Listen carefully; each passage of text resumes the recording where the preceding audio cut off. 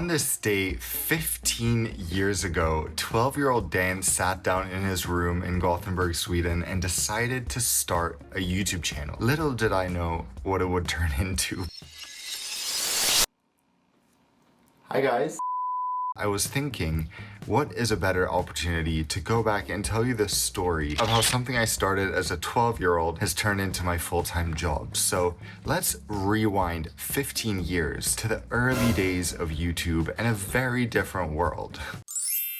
When I discover someone on YouTube, I always assume they're very new. If I find their channel in 2024, I'm like, they probably started it this year and went viral. And then sometimes you'll go back and you'll realize they've been doing this for a long time, sometimes since they were literally a kid. And that happens to be the case with me too. So even if you found me in 2023 or 2024, I've been doing this for a very long time. My channel was born out of four things. Of course, first and foremost, a love of aviation. But as a kid, I loved all things transportation. I loved trains just as much as I loved planes, and it was easier to go train spotting growing up in London like I did than to go plane spotting. So my dad would take me to Clapham Junction almost every weekend and we would get to watch the trains. But it wasn't until I was 11 that those interests sort of started separating, because I discovered something that would change my life: Microsoft Flight Simulator. And it became my only wish for my 12th birthday. Little did I know, you can't really play Microsoft Flight Simulator on a rickety old computer with just a keyboard and mouse. I remember my first time trying to land any aircraft in the game. It was a 747 and I was using the up, down, and side-to-side arrows to try to land it. So I'll let you guess how that went. The second reason this channel exists is that when I was 9 years old, I'd grown up in the UK, but at that point, my parents decided to get divorced. I have an American dad and a Swedish mom, so I ended up moving with my little brother and my mother to her hometown in Sweden, and my dad moved back to New York. It was almost 3 years before I was able to visit my dad, but just before I turned 12, we took our first transatlantic flight since I was a small kid to visit him. And that was really what awoke something in me, because at that point, I was able to start really noticing the differences between different aircraft types, paying attention to different airlines and things like that. And the fact that my dad lived there ended up being something that was very helpful for building this passion for aviation, since I'd visit him 3 or 4 times a year if I was lucky. And my one wish would always be to get a window seat so I could look outside, try to see how the wing works, try to see how, well, I couldn't see the engine back then, but try to see how other airplanes work on the taxiway. And then when I got home, I was so excited to try to recreate it in Microsoft Flight Simulator. The third reason, and the real reason I turned to YouTube, is that from the age of 12 to about the end of 15, I didn't really have any friends. I was growing up in a suburb to Sweden's second biggest city. I had this perspective of having grown up in the UK. I didn't really feel Swedish. My dad lived in New York, so I also had the perspective of visiting New York a fair bit. So I just felt like I was surrounded, I realized in hindsight, by very much a small town mentality. And I had very big dreams of wanting to go out and explore the world, while everyone was very happy in their little small town. So instead of spending time with friends after school doing sports or other stuff that, I don't know, young teenagers do, I would go home, go sit in my room alone. Very concerning, I know. I would put on the radio. Every day I would listen to the same channel, if you're in Sweden, Riks FM, with the hosts from back then, who felt like they were my friends, who would keep me company. I would put on Microsoft Flight Simulator with my newly acquired joystick, and I would fly around the world, explore every continent, fly every type of aircraft, and feel like I was just escaping from the bubble I felt like I was trapped in. So that brings me to the fourth and final reason, which was that I felt so trapped where I was, and having, first of all, Microsoft Flight Simulator to feel like I could get out there in the world, but also a YouTube channel to give me something that made me so excited and felt so meaningful, was truly a game changer. Because I used to look up into the sky. I remember this so clearly when I was going home from school on a rare sunny day in Sweden. If I saw a plane passing in the sky, sometimes I would literally start crying, but every time I would just get overwhelmed with this emotion. And keep in mind, this was before Flight Radar 24, so I couldn't check what it was. And I would just have this fantasy and vision about, what is this aircraft up there? Where is it coming from? And what exotic place is it going to? And I would just feel this insane longing and urge to be up there on the plane and be going wherever it was going to explore the world and get out there. It was literally like, I mean, this is very dramatic, but like you're in some kind of prison, and I was looking up and I saw freedom right up there, but I couldn't touch it. So this whole channel started with me watching YouTube tutorials on how to play Microsoft Flight Simulator, which were very limited back then, of course. And then I started sort of coming across some different creators who were making videos from the game that weren't tutorials. They were just sort of showcases or beautiful compilations of landings or different airports. And one of those channels I remember was John 5700, I think. Also, I think the very first video I watched was by Roald Griffin, who'd posted a video of a Ryanair 737 wing view without winglets taking off from, I think, Lisbon. And when I saw that, I was just like, this is so insane. I want to do this too. So one day as I was playing the game, I sat down in front of my computer, set up whatever little camera I had, which I think was recording at 360p. I set it up in front of my computer screen, which of course back then was also very low resolution, one of those box screens still. Set it up on like several airplane model boxes, so from Gemini jets.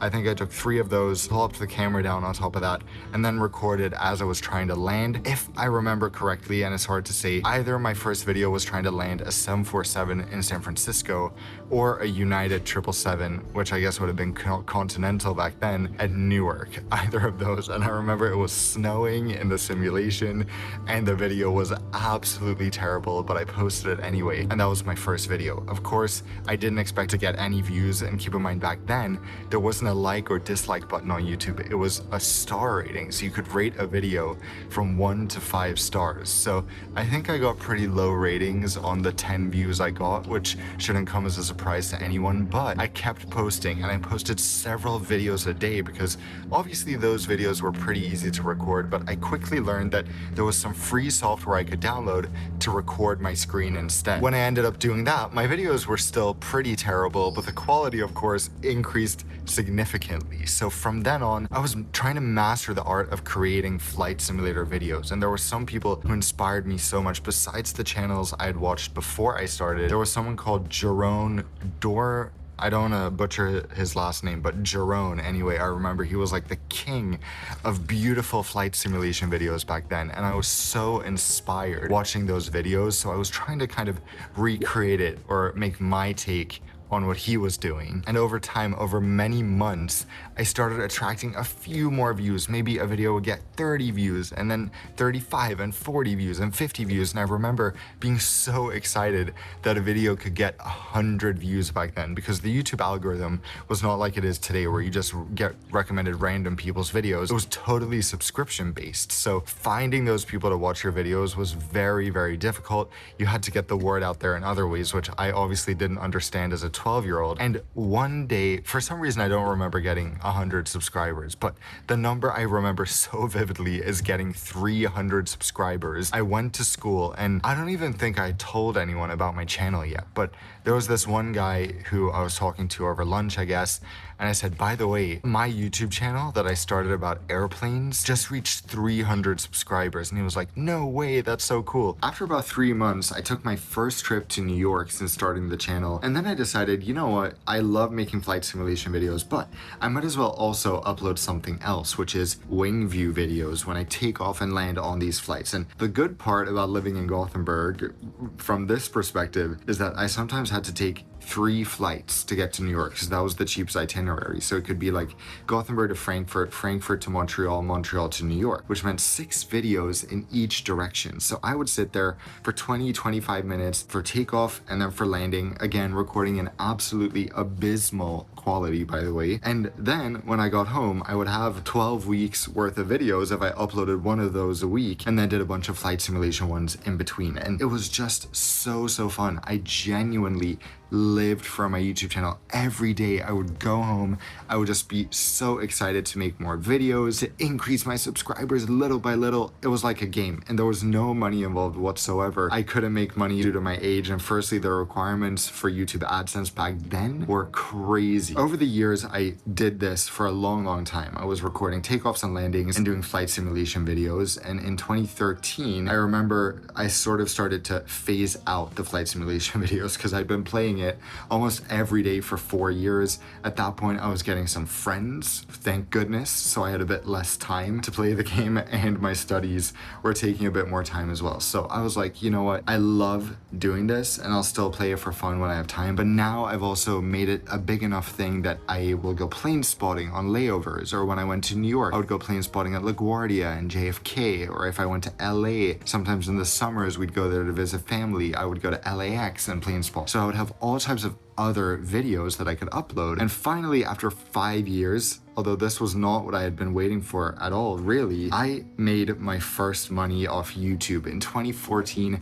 I applied for YouTube AdSense and voila, I was approved, which I really didn't expect. And the even bigger part that I really didn't expect was to make any type of money like I was making. Because in my first month, just uploading wing view videos and plane spotting videos, I made $300. And let me tell you, as a 17-year-old, that is insane, because suddenly I could afford to go to the movies with my friends. I could afford to eat out sometimes. And of course, the best part of it was that I wasn't spending nearly $300 a month. You can only go to the movies so much. You can only eat lunch with your friends in town so much. I remember taking my first plane spotting trip the month after I started making money. I took the bus down to Copenhagen with my friend from when I was very young. We had reunited in high school, so I was like, you know what? You're Danish.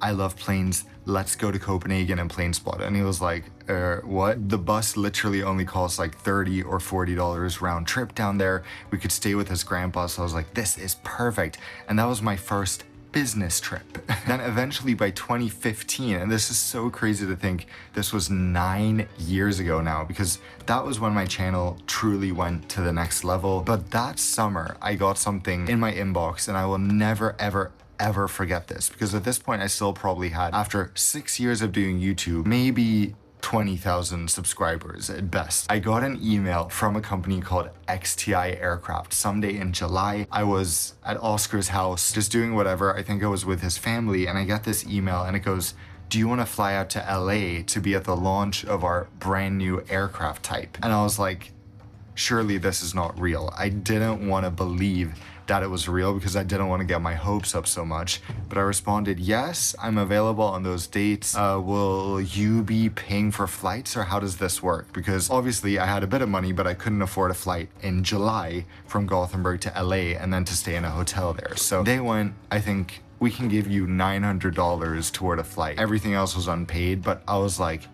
$900? I was like, are you serious? So although the flight I think was $1,200, I was like, quick, book it. I found Lufthansa A380 in economy, of course, from Gothenburg via Frankfurt to LA. Booked it immediately. I still didn't have anywhere to stay, and I couldn't afford that. Luckily, my dad has family in San Diego. They're the ones we used to go visit when we went to California sometimes in the summer. So I was like, you know what? I'll just stay in San Diego. I'll take the train down there, and then the day of the event, I'll take the train up. And then I had the best day of my life. It was insane. I felt so successful, like I was living my AvGeek dream. It was absolutely amazing. And that event inspired me on so many levels, and the people I met there, because it made me see a much bigger picture and much more potential for other fun things I could do. So that was really when I started investing more in my channel. And in October of 2015, I took my first review trip. I had decided, you know what? I want to be in these videos. I want to show my face on camera, because everyone I was watching on YouTube back then were vloggers. This was the era of vloggers, but there was no one doing that in aviation. No one was showing their face in their videos at all. So I thought, you know what? I'm 18, I'm cool, I'm gonna do this. So I started vlogging the most terrible vlogs with a camera that was way too zoomed in, so it was just like this of my face, but still I started doing it. I took my first review trip in October 2015, and the rest is history. I've recorded a few reviews of flights I had taken before then. An economy tour from New York, or one summer my brother and I were upgraded from LA to New York on the United 757-200 PS, so I did a review of that. But really it started in the fall of 2015, and from then on I was a flight reviewer, and I've been doing this ever since. It's insane how long it's been. It feels so crazy. But for those of you who have joined me in that time since then, I want to say thank you. Whether you joined me last week by subscribing, or whether you joined me 15 years ago, which I highly doubt, but maybe some of you have been here for 10 years. That is just mind-blowing. And thank you for growing up with me, literally, because this channel has been my life. I don't even know how to function without YouTube and without uploading videos on YouTube, because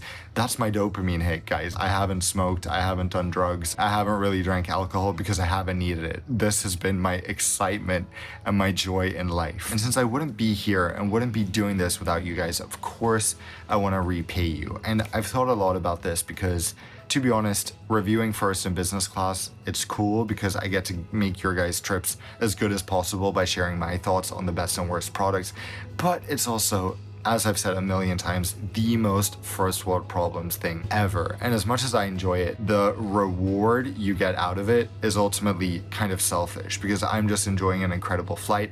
I'm sharing that experience. I may be inspiring you to do it, but I always feel like there's so much more I could give and so much more I could do. So when I thought about what kind of giveaway or what kind of thing do I want to give back to you guys for my 15th anniversary, the answer was quite clear, and it's that I know so many of you guys watching my videos are very fortunate, because you're watching first or business class reviews, to kind of be in a position where you can still fly. But then there are, of course, those of you who cannot, and even more so, you might know someone or might have family who can't afford to fly when they need to fly, when they need to be somewhere. So I figured, you know what, if I want to give free tickets to anyone, it is those people. So I am launching the Flight Fund, as I'm calling it, where you guys can apply for a flight for someone you know who desperately needs it, and I will pay to fly them where they need to go. So I'm thinking 1 flight a month. I'm gonna try for at least the coming months, and from January onwards. The type of situations I'm envisioning here is, for example, someone whose relatives are sick. They're maybe a college student, they can't afford to fly home. Someone who's an overseas laborer, for example, who can't afford to get home. There's so much good I can do with a platform like this, and reviewing first in business class is not really that good in the grand scheme of things. So this is one of a few things I'm thinking that I want to start doing. So I've put a link to the Flight Fund in the description below, where you can already check out what the form looks like, see if you want to apply for that for someone you know or for yourself. And I have a team who will be looking through it and will be evaluating, is this a case where this person really needs our help? And is this a situation where we are able to help? And then perhaps we can do that and change some people's lives or make a big difference. The other thing I want to do is I have 1 million amenity kits, not quite, but I have a lot from all these flights. So I'm thinking what we'll start with is I'll sell these amenity kits, and all the profits from that will go into the Flight Fund. So by buying the amenity kits, you're contributing to helping people in need. I've now published all the amenity kits on my website. Keep in mind, it can take a while to get them, because I won't start sending them until they're all sold out, and it might be at least a week from now. Then shipping might take several weeks depending on where you live. But if you're interested in buying any amenity kits from the world's luxury airlines, from first and business class, you can do that. But there's also a chance to win a few of those amenity kits for free. So some, whatever you see on the website, are only available for sale, but there's also going to be some that you can win. There's going to be a lot of links in this video, but I'm putting a QR code here where you can enter to win 1 of 10 prizes. And the prizes are not only amenity kits, there are some other very awesome things mixed in, like airline gift cards, perhaps the chance to do some YouTube masterminds with me. So this is what I'm doing for everyone, a 15 years of Nonstop Dan giveaway, right here at this QR code, or at one of the links down below in the description. You'll see the titles before all of them, since there will be many different ones, and you can enter there to win a variety of free, amazing prizes. The final thing I want to say here is that one of the other most rewarding things I've been able to do through all this is share PointsMaster with you guys. There are only 3 days left of the $252 discount on PointsMaster. So if you've wanted to join,